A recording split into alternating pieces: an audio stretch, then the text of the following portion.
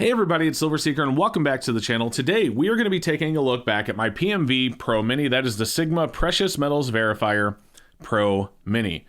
Now if you guys have been on the channel for a while, you probably remember that I covered this last year. I actually did a review on the Pro Mini, and the original unit. And after I did those reviews, I recommended the Pro and the Pro Mini.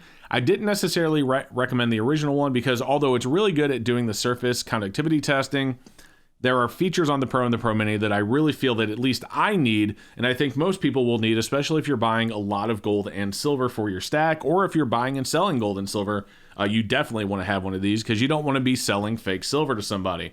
That's a bad thing. But there's been a lot of community feedback lately, kind of negative against the PMV, saying that copper can actually pass the silver test. And so I wanted to show you, while at least with the Pro and the Pro Mini, so long as you're doing every test that it gives you, and you know how to use it, that is actually not true. So let's go ahead and look at it. We're going to start off with a fake Morgan silver dollar. But before we do, if you guys are new here, do me a favor, don't forget to go down below and make sure you are subscribed. It really helps me out, and I greatly appreciate it, so thank you. So we're going to start off by weighing, and what I always do when I say use every test possible, I always weigh what I'm going to be testing. So for example, our fake Morgan silver dollar here, we already know it's fake because a Morgan silver dollar actually weighs 26.73 grams. This is over 2 grams too light, but still we're going to test it and we're going to show you that this thing is going to fail immediately. That way you can see how it works in case you didn't see those original reviews. So we'll go to 24.65, we'll go grams, and that's the total weight because we are weighing the unit. And as you can see, it says that there should be 22.19 grams of silver based on it being a 90% pre-1900 silver coin with a total weight of 24.65 grams, just like we told it. Now that we have it weighed, let's put it under the PMV Pro. We're going to press the bar down and it's going to start testing. And as you can see, it failed immediately. The arrow is all the way off to the right into the red. This is fake. No need to really worry about it any further. Don't need to do any further testing. We know it's not worth going through. It's fake.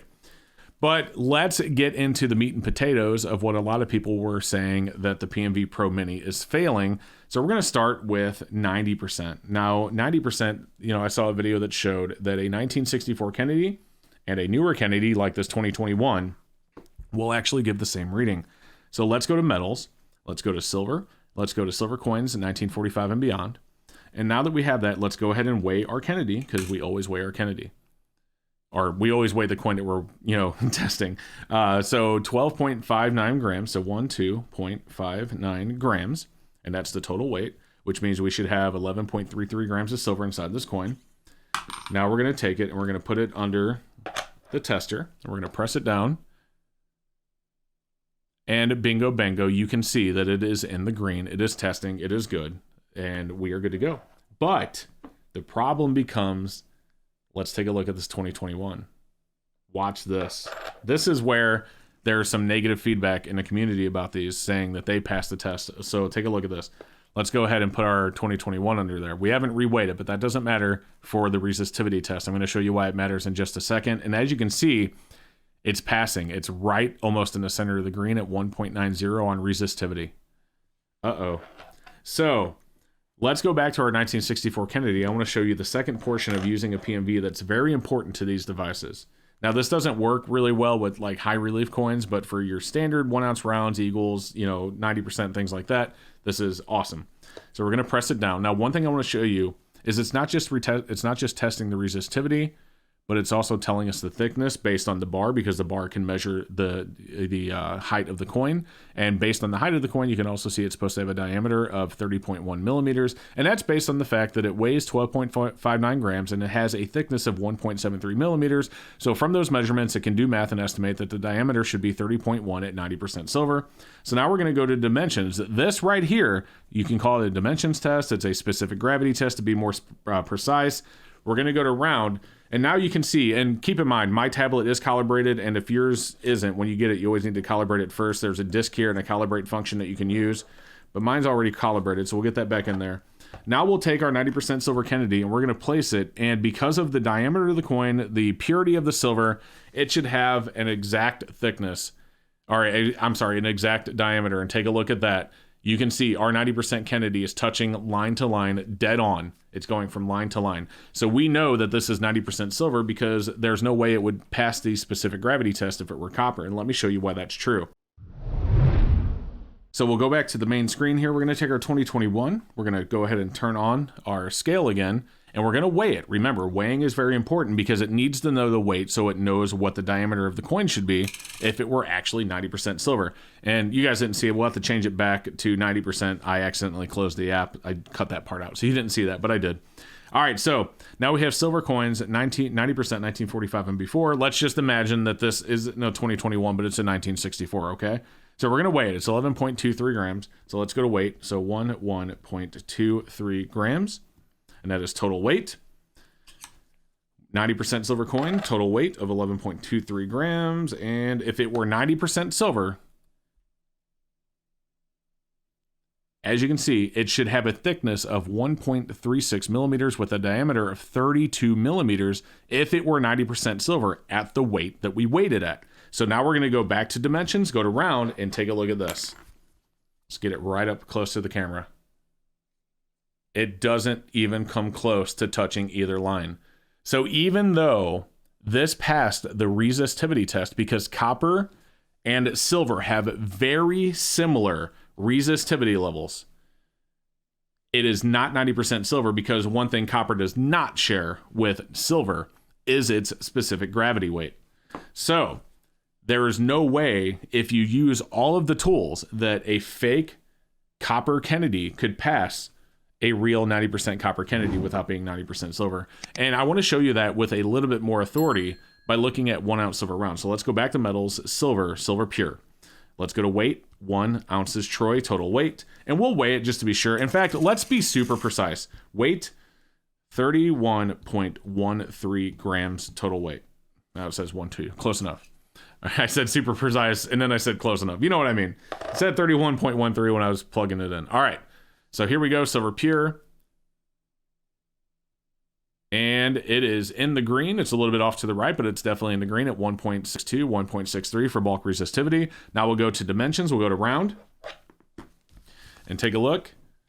Same thing as with the Kennedy. It's right there, line to line. It's actually a little bit over, but it's in the green. Yeah. So it's a little bit over on the right side, but it's still basically line to line in the green. And that can be just attributed to the fact that, you know, there is a little bit of relief on the buffalo itself. So it's not like a perfectly flat surface, but it's close enough. But let's do it with copper. I want to show you how much farther off it is with copper. So go ahead and put our copper one on there. It weighs 28.87 grams. So we have 28.87 grams in there. We'll hit grams, total weight. Now it says 28.86 again, close enough. We'll put it under there. We'll go ahead and test the resistivity. Now watch what's going to happen. It's in the yellow, but it's not in the red. So, you know, there, for example, like Silver Eagles sometimes will show in the yellow. But watch what happens when we actually do the specific gravity. So we'll go to dimensions. It's round. I said it's round. And we'll put it on there and take a look at this. Way over both sides. So if we line it up all the way to the left side, and by the way, that's what you're supposed to do, and I've been doing it, but I didn't show you specifically. You're supposed to line it up to the left side, and it's supposed to hit the line on the right side, and it can have a little bit of variance because of relief, like I said with the buffalo. But take a look at that. With it being all the way lined up on the left side, on the right side, it's way over. Okay, and the last thing we're going to test really quick, just to share with you guys, is a quick 10-ounce silver bar. I want to show you that it works for bigger metals as well, bigger hunks of metal, I should say. So I already set this to 10 ounces troy. Unfortunately, my scale has a maximum weight of 300 grams. This is my super precise. I have another one that could weigh this, but I don't have it in front of me. So we're just going to go with what it says on the bar. It's supposed to be 10 troy ounces of 99 fine silver. So we already have it to silver pure. We have it set to 10 ounces, and we'll put it under there, and as you can see, it's testing in the green at 1.62. We'll go to dimensions. This one is rectangular, and as you notice, it gives us a box. Now, this box is adjustable because bars have a different weight. You know, sometimes they are width, I should say. Sometimes they're skinnier, but they're longer. So this one actually allows us to adjust to get the line at the top to line dead center. So we'll go ahead and line this up dead center on the top. Okay, like so. Now, if you look at the width, it's a little bit too thin, so we'll go ahead and increase the width to match the bar. All right, as you can see, as I rotate it, it is dead center between all the lines, a little bit over that bottom line right there, but still definitely in the green. So as you can see, a 10-ounce silver bar, and yes, there is a screen protector on my tablet. A 10-ounce silver bar also can be tested using the dimensions testing as well. Plus, when you're testing this, by the way, the tester is actually going through. You see how it says bulk resistivity? So it's actually testing all the way through the bar. So very, very cool. So there you go, guys. That shows you how even though copper coins sometimes can pass the resistivity and conductivity testing for a Sigma Pro, that it can't also pass the dimensions or specific gravity test. So there you go, guys. That is why, as you can see, I highly recommend the PMV Pro and the PMV Pro Mini. It is a very awesome device. I test all of my silver with it, and you guys, I think if you can afford it, if you buy a lot of gold and silver, it's definitely worth it. If you don't buy a whole lot, definitely not, just because it's so expensive.